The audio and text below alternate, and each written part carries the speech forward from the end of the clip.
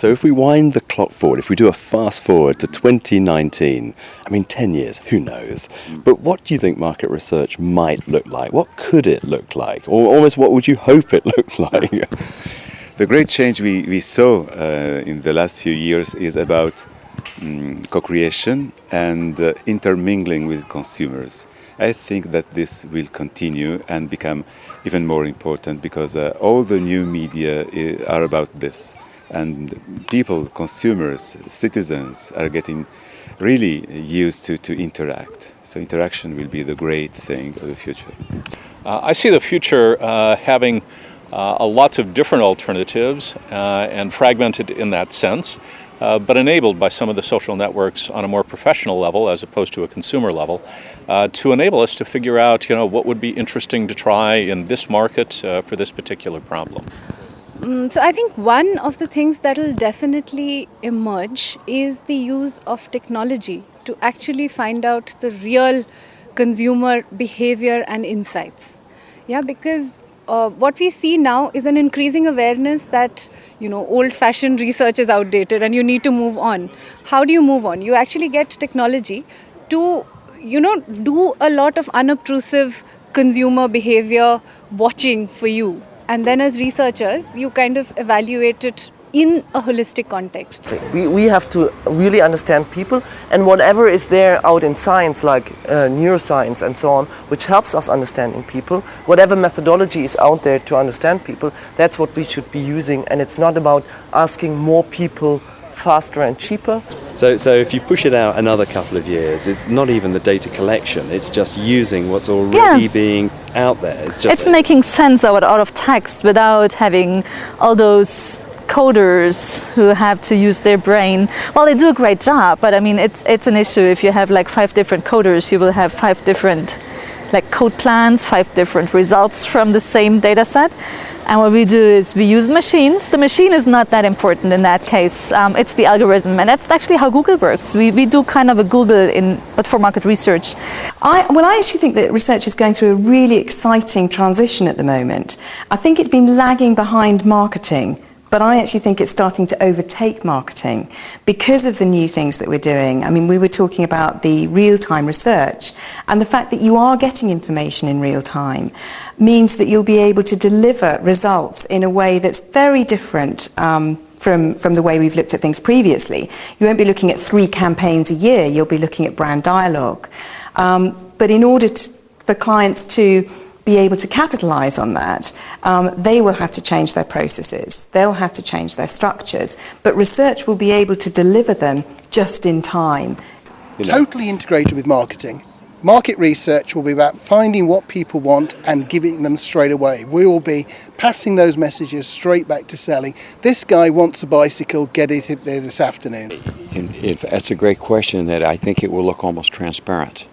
I think today, market research is very obvious. I ask you a question, you tell me what best from your heart, that you believe the answer to that question is. I think the technology of the future will be able to track what you say with what you do, with what others like you do and what they say, match it all up and do it in such a broad sense that statistically it becomes very relevant and very qualitative, and yet at the same time very quick. My vision is that actually what is going to kind of succeed, and that is enabled by technology, is the self-expression and identity, right? We're going to have kind of an intermediate model, and that intermediate model of people being able to generate a lot of self-generated content, redundant but true, is going to be a very rich environment to cultivate research. I think that it will be much more integrated into everyday business. So I imagine that we will have less separate research departments, and the act of researching and understanding customers and markets will be much more everyday in marketing. And I guess the easy stuff to predict is the growth of use of technology, so replacing face-to-face and questions with more instant, immediate surveys and feedback. But what I'm interested in Aviva is how we tie that instant feedback into customer service action, so actually closing the loop so that if someone's expressing a dissatisfaction or a poor experience, we're actually getting that early enough to act on it, so it becomes more of an operating piece. I would refrain from making prediction, but I would say that many of the things that we are doing now in research will continue to do. Nothing will replace the importance of defining the issue, asking the right question, analyzing the data objectively, connecting the dots, etc. I think, and I think what we should do is forget the word research for two reasons, because it's limited and makes us think of surveys, but also the word which is doing things, and just think of knowledge, and again, tacit knowledge in people's head, what we have learned from the past, what can we apply from other disciplines, how we can put it all together and act on it. So could it be knowledge loops? We're in the knowledge loop, because there is a feedback mechanism that seems to have been a theme of the future. There's a sense of real-time, data coming in through, technology, but also, understanding people. And so knowledge for sure, but it's how you get that knowledge is that sort of feedback mechanism. But I like the word loop, because I think what will happen also in the future is that you'll not have to run a survey to find out what people think. They will actually very often come to you and tell you already, or you will be able to go to some virtual sites and find out what people think. We have this vision on how that world would look like, and it's pretty much Minority Report. I mean, for people who haven't seen the movie, the central premise of it is... The one thing I think you need to bear in mind, somewhere in the movie he steps into a train and the advertising screen actually tells him, Mr. I don't know his name, it's about time for your Guinness today.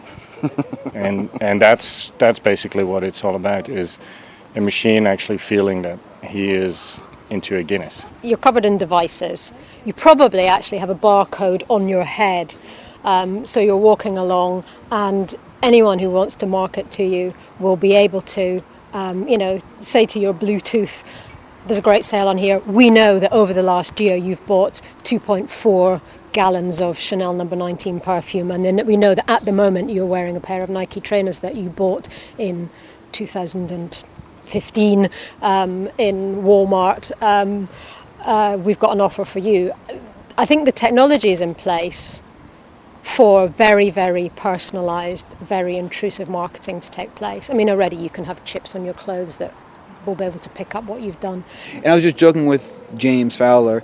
This was towards the end of our conversation, and he joked about, one day he thinks you'll have this cell phone, which, because it's your cell phone, it knows all your friends, it knows your social network, it's right there in your calendar, and you'll be able to walk into a mall and say, cell phone, tell me where I should go.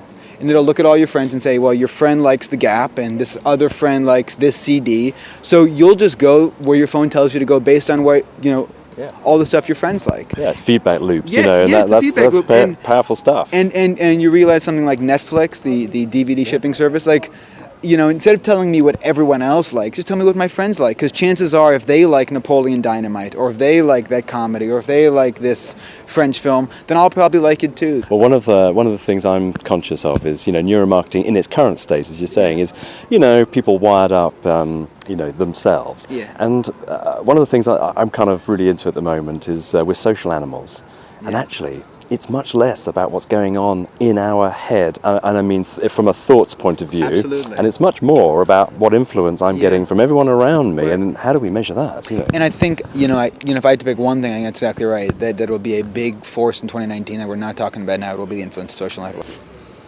Probably the most cutting edge thing that I'm involved in. I have two people in my office in Tokyo. They go to designers, people who are into the creative areas in Japan, and give them a load of money. We'll give them, say, $5,000, and we'll say, you can do whatever you like with that $5,000 that involves entertaining your friends. And they go, of course, well, what do you want, some sort of branded party? Oh no, you don't have to brand it, do whatever you like. What we find is they automatically brand on their blogs and give credit to whoever's paid this. Yep. And then these two guys, young guy and young girl, they go and they're part of the organisation, they're part of the event, and then they're part of sort of what happened to it.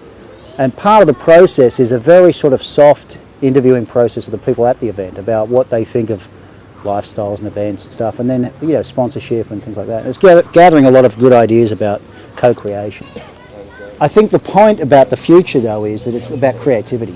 And what we've seen in the last few years, and I mean, John, your company's a good example, but we've seen a huge change, if you like, in the variety of things we can do and the approaches we take.